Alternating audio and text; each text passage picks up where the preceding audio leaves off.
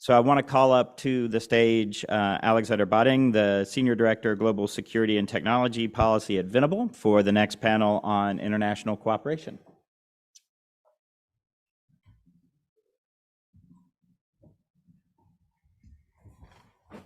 Wonderful, and I'd invite the panelists up to the stage as well.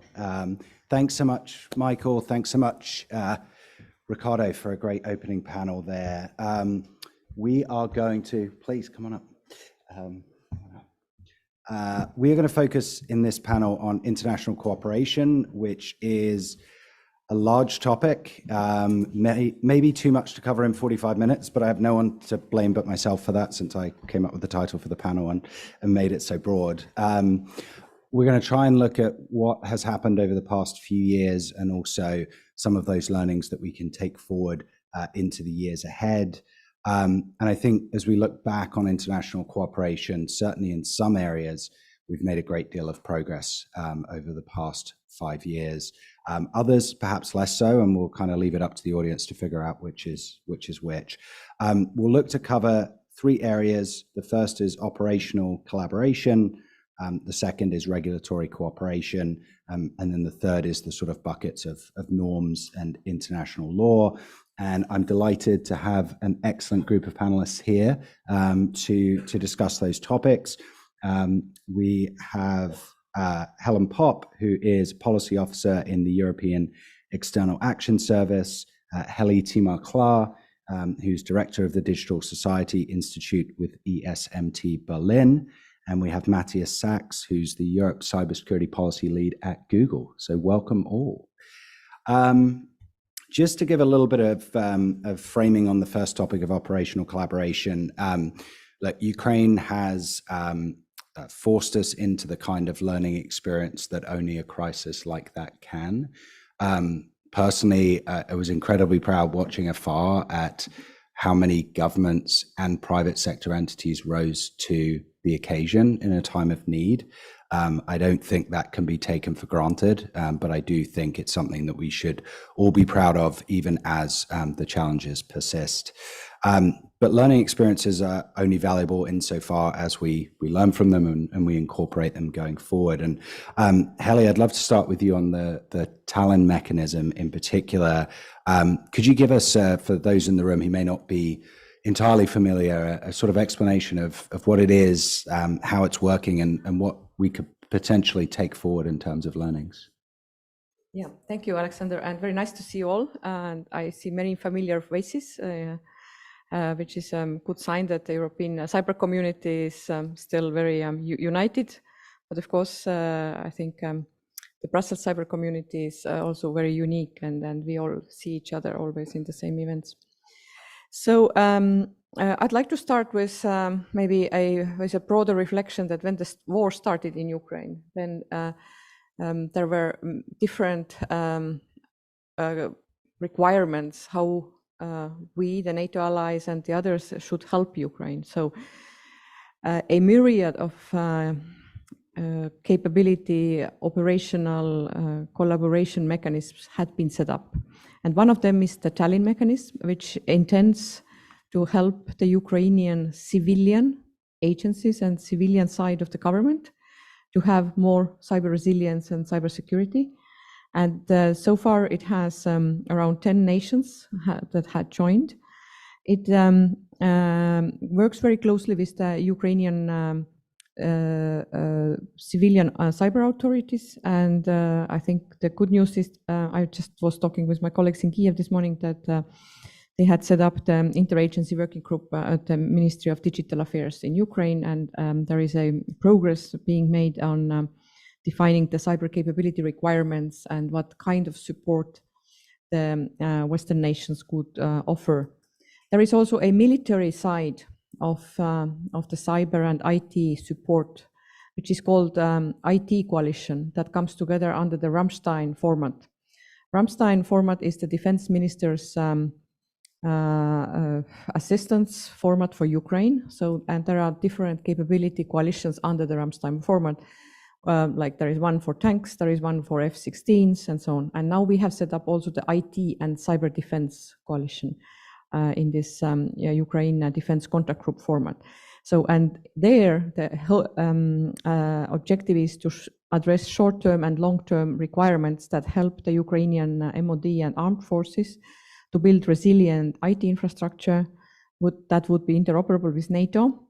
And also, we are working like very hard now every day to make sure that we ensure the technical superiority in the battlefield, which is a more maybe agile, operational, demanding type of work. And those two parallel mechanisms are not duplicating each other, but complementing each other, because the civilian side needs to be strong as well, given the amount of the cyber attacks that they receive every day. But on the military side, we are also moving now quite fast in order to make sure that superiority in the battlefield will be ensured, which is also depending on the digital and technological capabilities. Maybe I'll stop here. And in terms of some of the capacity building needs that have been identified through the process, are there experiences in terms of particular needs to be filled that may be applicable across other countries in the region? And how do we get better at operationalizing some of that support? On the Ukrainian example, of course, we can build on the Ukrainian example, but I think we also need to consider that if we help the country in war, it's a bit different situation than the peacetime operation. And it's more demanding, it has to be more agile, and we need to also take into account the movement in the battlefield, and then make sure that we are helping Ukrainian armed forces in the most critical junctures. When it comes to civilian peacetime capacity building, we have many good examples. From this city, the EU has sponsored many assistance programs, and of course my colleague Helen from EAS would know much more about this, how they have set up very structural capacity building programs in entire regions. For instance, GLASSY. GLASSY is the global project to address cybercrime, which is financed by the European Union and implemented by the Council of Europe. And I think this has been one of the maybe most successful EU finance projects so far, because it has reached many regions and a number of countries in each region, and like many organizations, state agencies and ministries in those regions. And this probably would be the way of doing the civilian peacetime capacity building. And I'm sure that EU has also articulated its success stories on the cyber capacity building. So. Helen, anything to add from the EAS side? Maybe just on Ukraine. Of course, we have been helping Ukraine long before the war started. We have an official cyber dialogue with Ukraine, but of course, when it comes to cyber capacity building, there are many challenges. Just to point out a few, even though there are more financial resources available, there are also more actors involved. So the coordination, of course, is the underlying issue in all of this. But we also see, and also very relevant when it comes to Ukraine, the scope of EU cyber capacity building is expanding as well. We are now getting requests that we didn't, let's say, from Ukraine that we didn't get a few years ago. So the scope is expanding, and of course the complexity and interlinkages are growing as well. We have projects under digital, what we used to consider as digital domain. Now they are all interlinked. So there are many challenges that come with the file as such. But of course we are doing our best and we are adopting as well. So, but yeah, Tallinn mechanism is a great example of a coordination, and having people on the ground makes a huge difference in that sense. Are we broadly optimistic that we have learnt something and we're operationalizing these things and perhaps in a better place than we were 5 years ago on this? I would like to think so, yes. But the challenge is changing on daily basis. But yeah, I think we are in a little bit better place. Well, we love to hear of progress. I'm going to pivot us over to regulatory cooperation, which ties in with the previous discussion and also some of the things that Despina spoke about in the keynote remarks. We've seen some actually quite high-level progress in a transatlantic sense in recent months, both the labeling, mutual recognition effort attempts, as well as some of the incident reporting cooperation. Looking at the flip side, what does divergence do from a company perspective, Matthias, in terms of some of the challenges that it throws up, and why does that make some of those initiatives so important? Yeah, thanks. Thanks for having me here. Divergence. This is a key word. It's painful for us. We want to resolve that with partners. I think Ukraine is an example. It's a precedent. It's wartime, as has been said before. So it's a game changer. But maybe there's something good coming out of that, as terrible as that might sound. So we might be able to overcome divergence due to urgent needs we have here at hand. Divergence with respect to, as mentioned before, the CRA and what's happening on the US side is worked upon. So that has been understood, and it was addressed earlier that this is a problem. We want to standardize and unify things as happening between the US, Europe in particular. But I think on the operational side of the house, there's more to be done. The Tallinn mechanism is appreciated from private sector, again, coming out of unique circumstances. But I think capacity building is not everything. I would like to add one component here, which is addressing the root cause and going into secure by design. So not only looking at threats and how we address threats jointly, but looking at what's happening at the base level, at the baseline. And then also you could discuss regulation, how this shall help. The CRA is a fine example of that. That's why we would appreciate it coming into force. But we have to make sure that stuff is secure by design, secure by default, to address these root causes of cyber incidents. And I know AI is another area you're looking at, right? I don't think we're going to talk a great deal about AI today, just because we couldn't find space. There are so many topics that we wanted to squeeze into panels, but particularly from a Google perspective, this is something that's fairly critical. How are you looking at opportunities as we watch the US move forward with an approach, the EU move forward with an approach, and gosh, at least a dozen other governments looking to lay out their view on AI and how risks should be managed? Sure. Broad topic. Of course, it won't surprise anyone in this room that we think of AI more than an opportunity than a threat.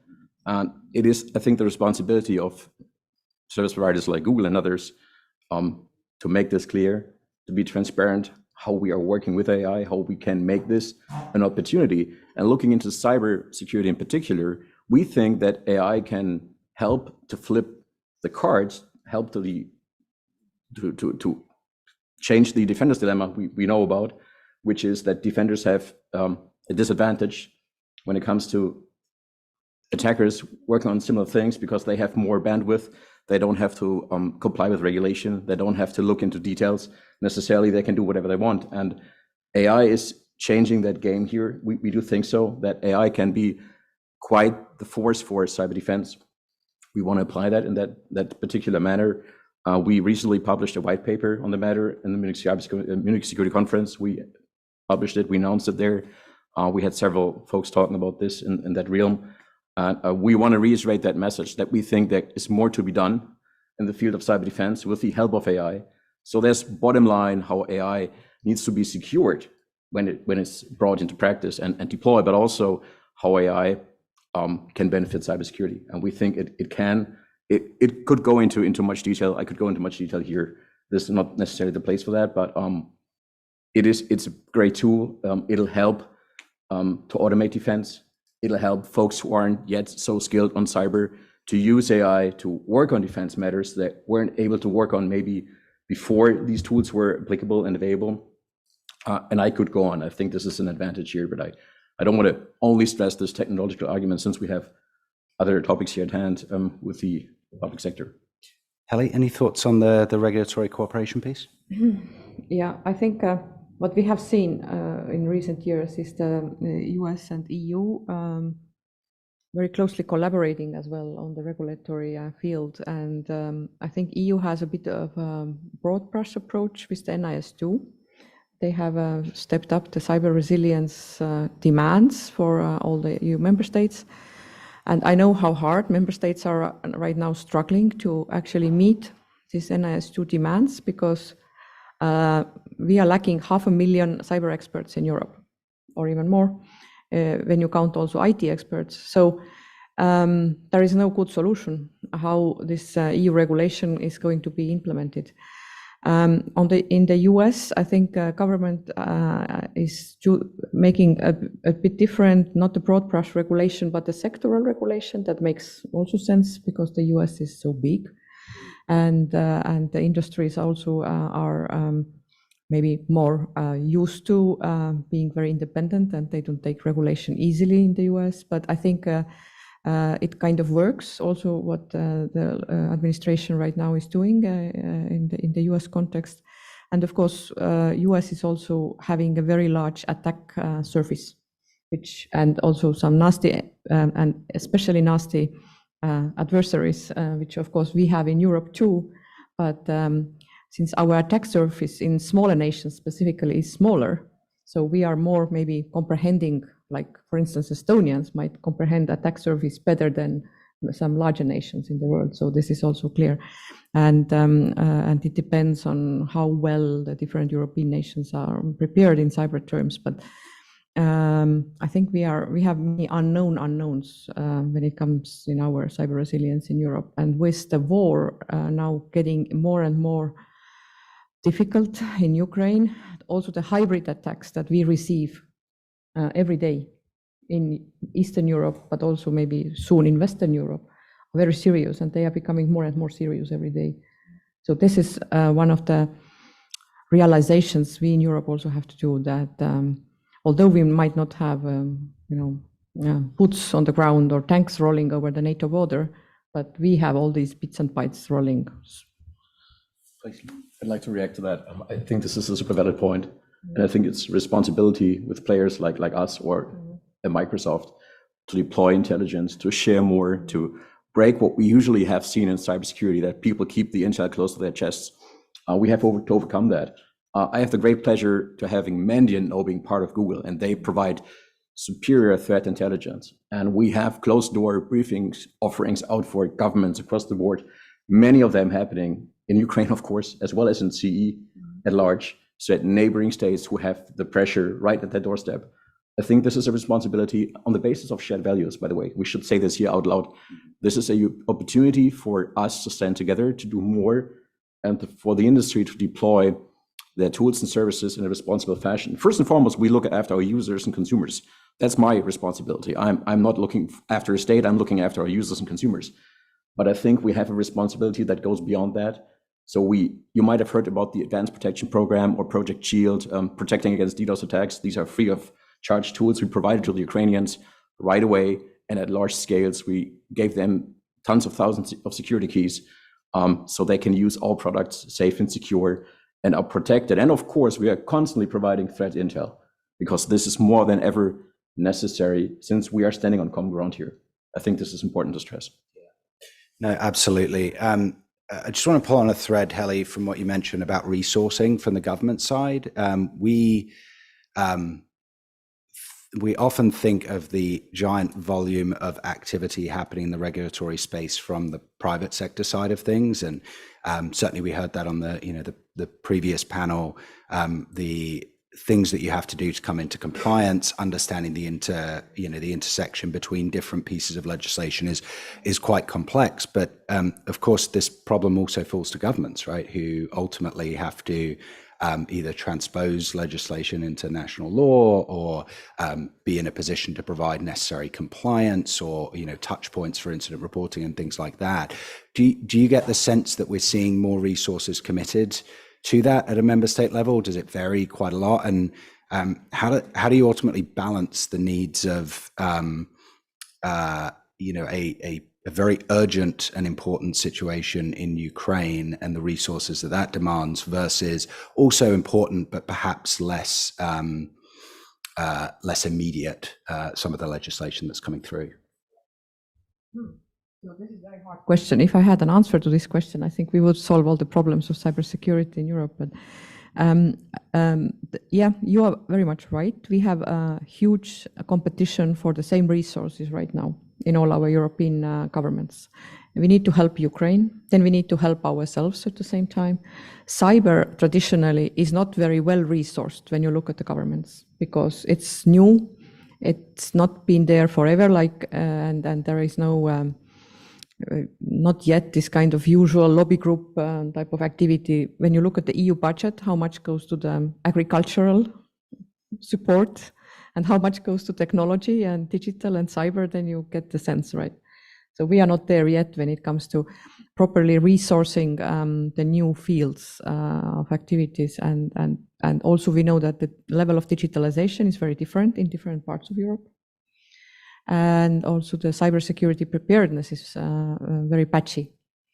I'm not, of course, going to compare European Union member states here, but probably we know that some states are more cyber resilient than the others, and all these indexes are available in open source materials, so you can go to the internet and Google it, as we say.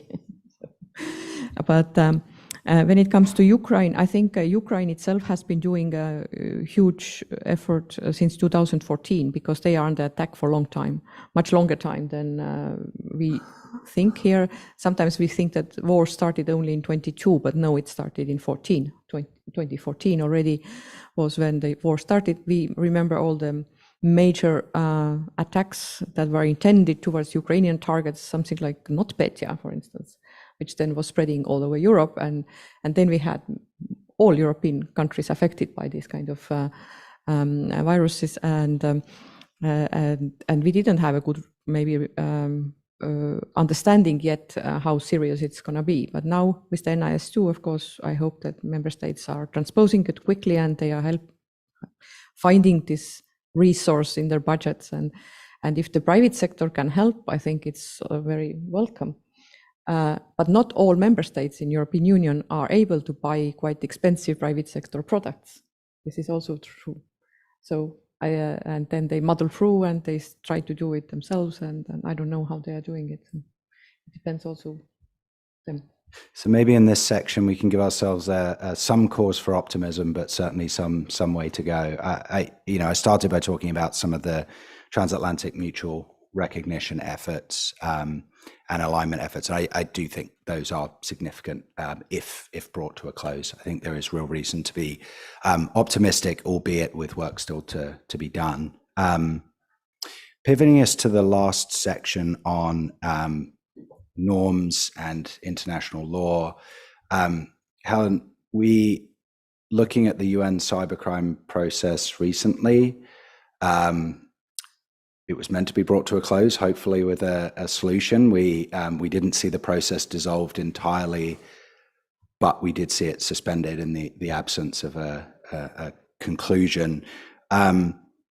Is there reason to be optimistic there? And I wonder if for folks who are less familiar, if you're able to talk through a little bit, where the gaps still are, what are the things that we got to bridge? Sure, but yeah, let me start by stating the obvious, that there is a very strong correlation between stability in the cyber domain and stability in international politics. So geopolitical dynamics mirror in cyberspace, and it's very evident at the UN as well. But just to take a step back, for those who are not familiar, for more than 20 years now, we have been discussing responsible state behavior in cyberspace at the UN. We started as a group of 15 countries. Then after quite many years, we expanded to 25. And I was part of those discussions at one point, and I remember when the decision was made that, okay, there is quite a lot of interest, so maybe we should expand from 15 to 25 countries. And there were many who said that we can't do it, it's too many. And now all of the sudden we turned from 25 to 190. So, and yeah, we currently have, yeah, done like that. So yes, we currently have two processes at the UN. One is the cybercrime negotiation. The other one is called the Open-Ended Working Group, where we discuss responsible state behavior in cyberspace. But yes, before going into that, in those 20 years, we have managed to agree on quite some things already. We have some soft measures. We have agreed on 11 norms. We have agreed on a list of different capacity building measures and confidence building measures. And as importantly, we have agreed that international law applies in cyberspace. And in that sense, I strongly believe that we have to object to those who say that diplomacy has achieved nothing of value simply because malicious cyber activity continues to represent a threat. I would disagree with that. And of course, there has been setbacks. In recent years, we have seen a certain country to breach the UN Charter, to breach the Geneva Convention, but I would still argue that that does not take away the value of the UN Charter or the Geneva Convention. But anyway, when it comes to the current negotiations, then yes, we were hoping to conclude the cybercrime negotiations in February. Didn't happen. I'm still optimistic. We still have 6 months to go before the deadline. In that sense, there are some, I wouldn't say major differences at this point. The chair represented the package deal on the last day that I think many of the countries could work with. But at some point, we just run out of time to discuss it. So there will be one more session, either in July or August. Believe it or not, it comes down finding a room at the UN that would be available for 2 weeks or a week. So this is always a very tricky part. Is that another indication of cyber not being prioritized quite enough? No, I don't think so. It's a problem that whatever commission you're working, it's the problem that we are all facing. But yes, altogether, I'm still relatively positive that we will find a solution. And it is, end of the day, this is the first legally binding instrument that we're going to have in cyber. So, of course, countries are taking it very seriously. I've been very happy to see that all EU member states are taking it extremely seriously. We have very strong delegations from capitals attending those negotiations. So in that sense, let's hope for the best.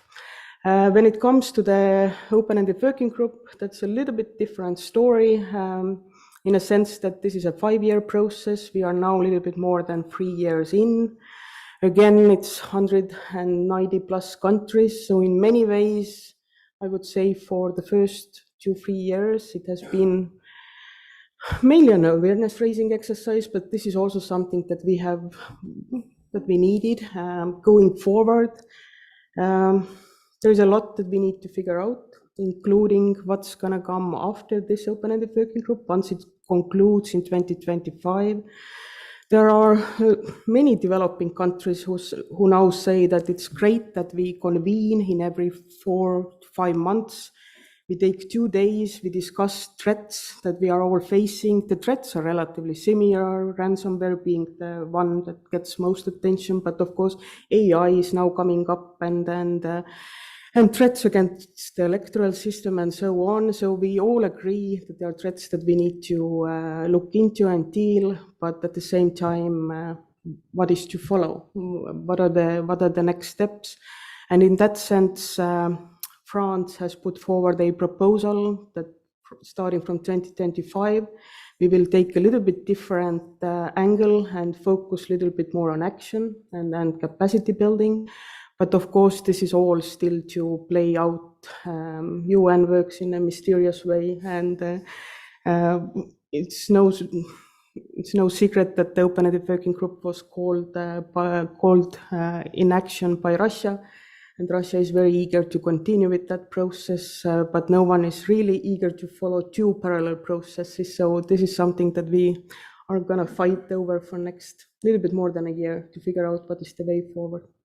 but still remaining optimistic to answer your question.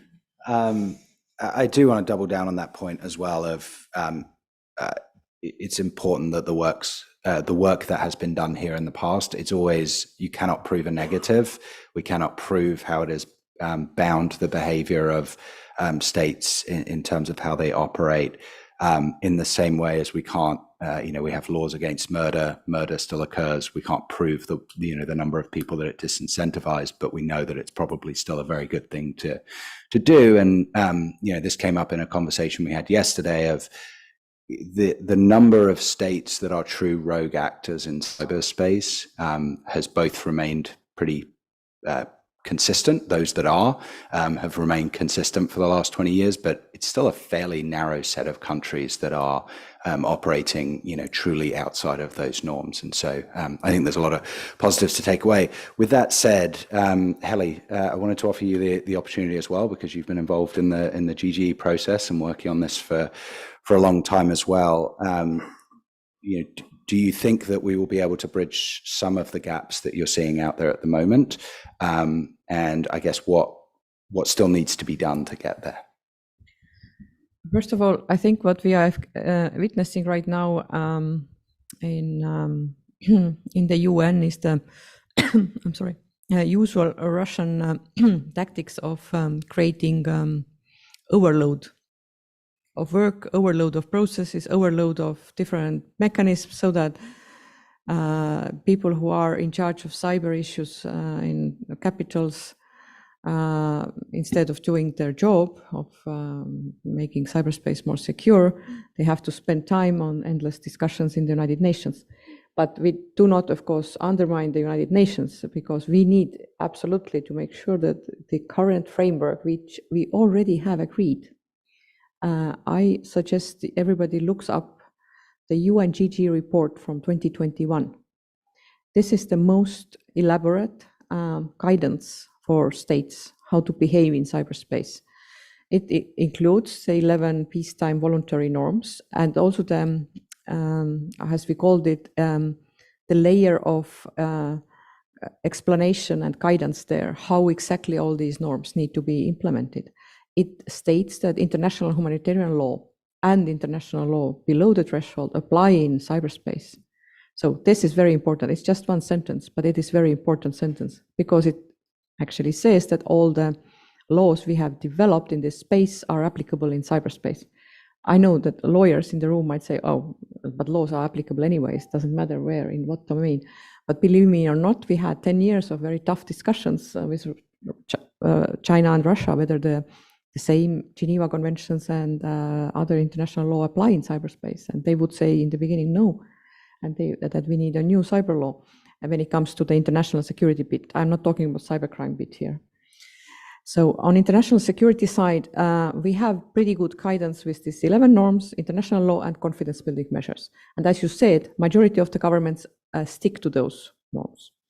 The ones that are violating the norms are there, yes, we know it.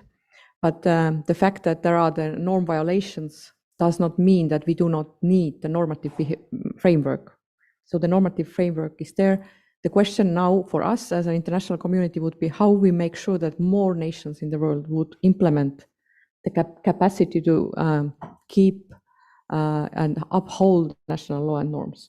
And that's what probably this POA or the Program of Action or a new open-ended working group, or however this UN new mechanism will be called, this is the task for this new mechanism.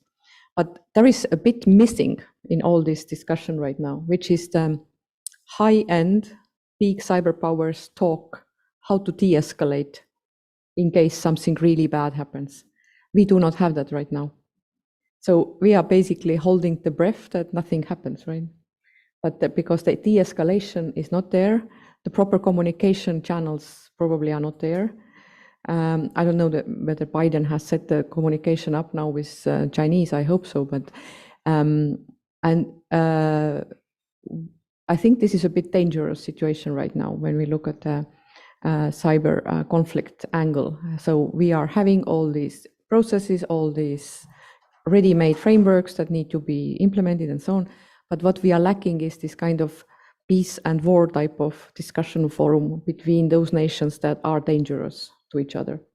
And I think this is something that maybe UN or the nations themselves at some point need to also address. Matthias, anything to add? If not, we may turn over to audience questions. Inez has got a microphone at the back, so please raise a hand if you've got any questions.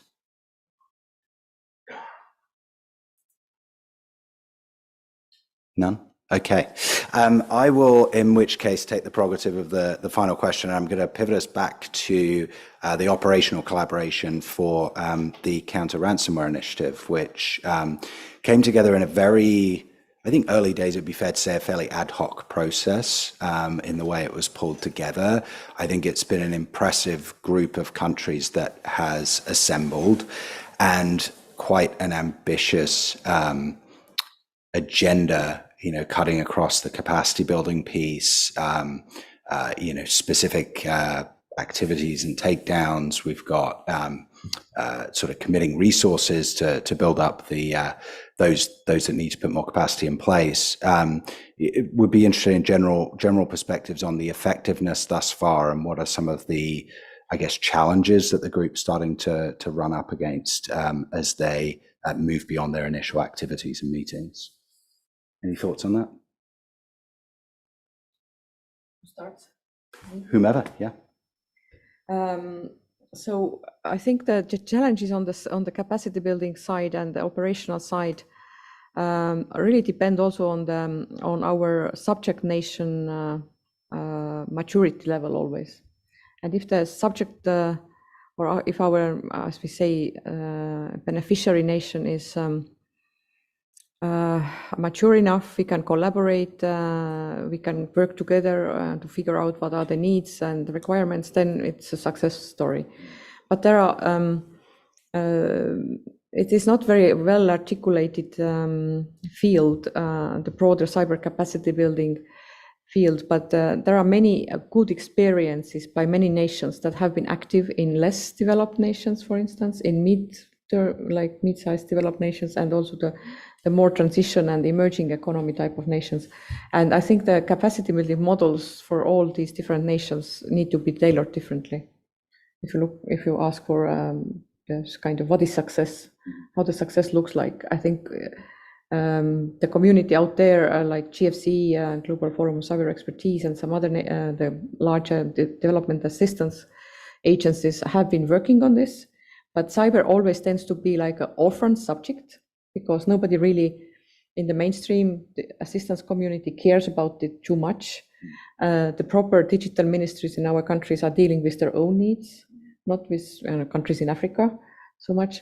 And then we also have the emerging cyber non-profit community. And of course, my colleagues Michael are here, and Kaylee from this community, where we are trying to build up the non-profit cyber common good initiative to also help all those who cannot help themselves, either in our more developed nations, because we have many small businesses that cannot help themselves and also would need the same type of assistance as maybe some developing country organizations.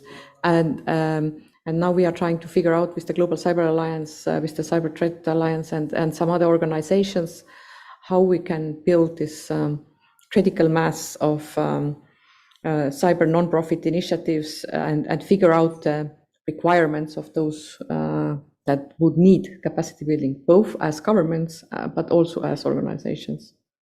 So it's a story long, sorry. Anything you want to add, Helen or Matthias? Maybe just a quick point when it comes to the International Counter-Ransomware Initiative. On a positive side, it's probably the only format dealing with ransomware at the international level. And of course, bringing together more and more countries to share best practices and so on. On a negative side, it's yet to become truly operational. We have a way to go, as it often is with initiatives like that. It comes down to trust and sharing information and all of that. So in that sense, we still have a way to go. But I also remember during the last meeting, one high-ranking US official said that At the very least, it is useful for all countries taking part of it to commit not paying the ransomware, and this is already a start. So again, a long way to go to make it an operational, but as an initiative, I think very valuable one for sure. Any final thoughts? Yeah, I would add that we from an industry perspective, appreciate the initiative being in place. You're rightly saying that there's more to be done to make it fully operational. But I have to, unfortunately, put some water in the wine here, as I indicated earlier, because we think that focusing on the threats, which is the first piece of work for the initiative for sure, due to the name, if you take that alone, is not necessarily going after the root causes. Like, what are the attackers preying on? Why are they successful preying on certain individuals, companies, circumstances? We have to look at that as well. And that's, again, responsibility for industry players to look at the root cause, to see what's happening there. And not only, but that's great that it's happening, looking at what's coming out and how do we mitigate that and how do we deal with the threat at hand. If we would look at the root causes, I think there's a lot of, as indicated earlier by other speakers as well, legacy software, legacy hardware out there, which is vulnerable for various reasons. I think people in this room know that. So it's expensive to resolve these topics, in particular for smaller, medium-sized enterprises or even individuals. This is pretty hard. It doesn't come as a surprise that I'm, of course, saying the cloud can help. So we appreciate people moving to the cloud, and this is, I'm like provider agnostic what I'm saying here. We think moving to the cloud, in particular with a hyperscaler, makes things more secure, as a very generic term, very often just true. So that could be something we should address, and I think the initiative and states should tackle that problem as well. And the last point I'd say is, looking at the initiative, this is a good start. This is the right form. This is the way we should do these things. But if we think about harmonizing and standardizing cyber regulation, globally, we need more bodies like this, maybe implemented in an existing international body, would know what that would be, to come together, come on the same page, to not get lost in national silos, as we very often see for good reasons. So this is a hint in the right direction, but maybe pivot to slightly something else than just looking at the threats at hand and resolving ransomware crisis we have currently on the table. That's a great point to finish us on. And I just ask for a round of applause for our panelists.